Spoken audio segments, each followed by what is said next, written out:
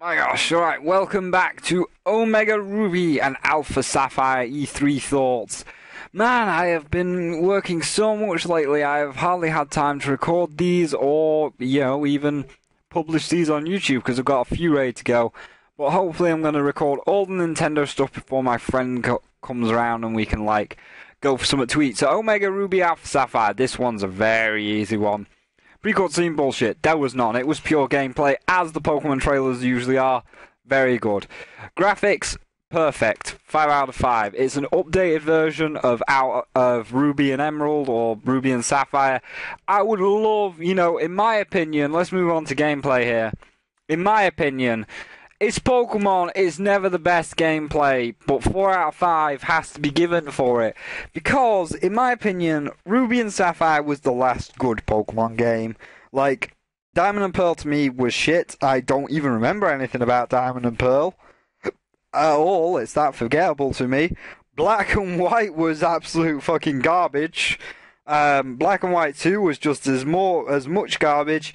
And X and Y, while good, was very, to me, the world's too big. You have Central Carlos, Beach Carlos, Mountainous Carlos.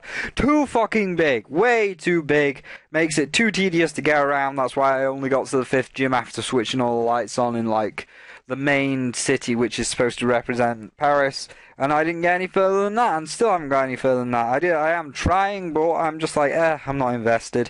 So, to see the last good Pokemon game, i.e. Ruby and Sapphire, the last good Pokemon game with X and Y graphics, because the graphics in X and Y, absolutely stunning. So to have Ruby and Sapphire basically turned into X and Y graphics and gameplay, that's nice. I like that. That's what's got me hyped. I'm looking forward to Omega Ruby Alpha Sapphire. That's a very good idea, Nintendo. Amazing!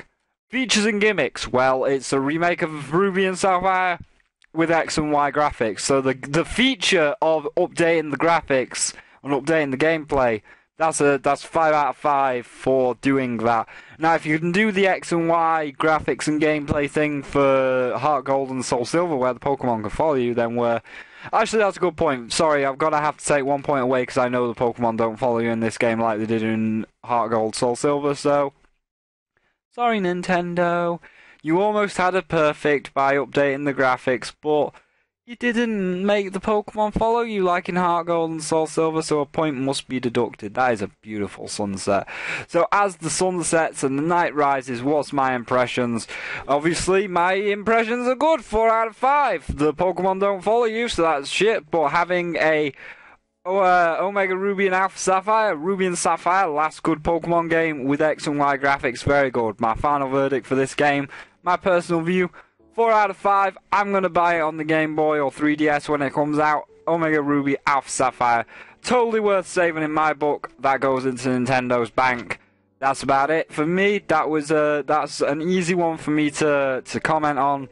So, in the next video, Kirby Rainbow Rocks, this one's going to be fun, this one's going to be real fun, so thank you all for watching this episode of my general consensus, my thoughts on the different games that came out of E3, and I will see all of you in the next one where we do Kirby Rainbow Rocks. See you then!